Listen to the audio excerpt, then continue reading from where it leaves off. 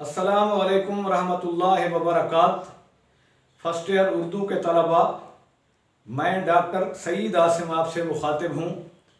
आज की इस वीडियो में मैं आपको दूसरी अदबी इस्तिलाह इस्तिआरा के अरकान के बारे में मालूमात फराहम करता हूँ।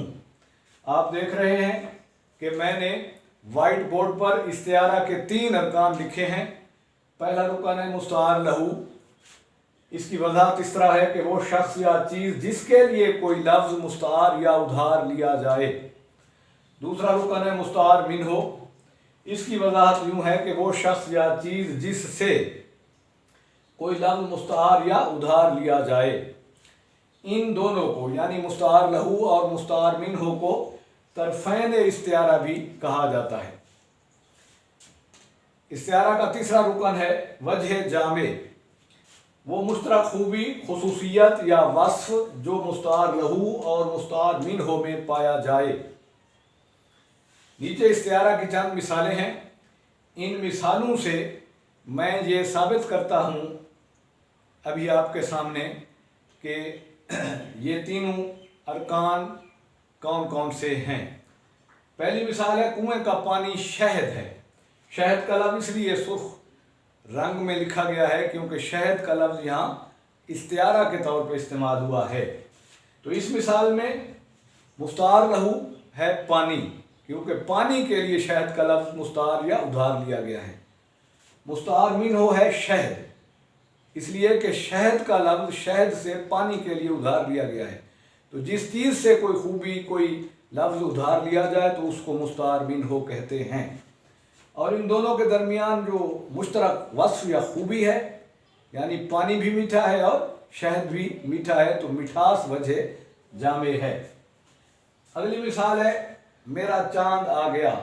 मिसाल के तौर पे माँ कहती है कि मेरा चांद आ गया। अपने बेटे को देखकर वो ये अल्फाज इस्तेमाल करती है। तो यहाँ बेटा जो है वो मुस्तार लहू है, चांद मुस्तार मिन्हो है। बेटे और चांद में मुश्तरक खूबी जो है वो या वस्फ जो है वो खूबसूरती है, तो खूबसूरती वजह जामे है। तीसरी मिसाल है मैंने उस गुल को पैगाम भेजा। तो इस मिसाल में गुल का लफ्ज़ अपने हकीकी माना में इस्तेमाल नहीं हुआ बल्कि मजाजी माना में इस्तेमाल हुआ है। तो गुल का लफ्ज़ इस्तिआरा है। तो गुल से मुराद महबूब है, तो महबूब मुस्तार लहू है क्योंकि महबूब के लिए गुल का लफ्ज़ मुस्तार लिया गया है। मुस्तार मिन्हो गुल है और वजह जामे गुल और महबूब में मुश्तरक खूबी है यानी खूबसूरती। शेर है जी, किस शेर की आमद है कि रन कांप रहा है। रन एक तरफ चरखे कोहन कांप रहा है।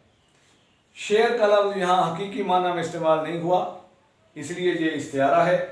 और यहाँ शेर से मुराद एक बहादुर इंसान है। तो बहादुर इंसान जिसको शेर कहा जा रहा है वो मुस्तार लहू है, शेर मुस्तार मिन्हो है, और इन दोनों के दरमियान जो बहादुरी है वो वजह जामे है। आखिरी मिसाल भी शेर की सूरत में है। पलकों पे मचल रहे हैं अंजुम, किस चांद से आंख जा लड़ी है। इस मिसाल में 2 लफ्ज़ इस्तिआरे के तौर पे इस्तेमाल हुए हैं।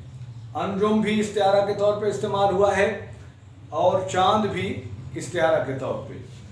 तो अंजुम आंसू को कहा गया है, पलकों पे आंसू मचल रहे हैं, तो आंसू मुस्तार लहू है।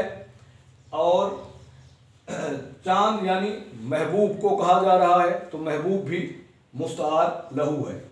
इसी तरह जो आंसू हैं और अंजुम, इनमें चमक मुश्तरक खूबी है, तो आंसू को अंजुम कहा गया है। तो अंजुम जो है वो मुस्तार मिन्हो है और महबूब को चांद कहा गया है, तो चांद जो है वो मुस्तार मिन्हो है।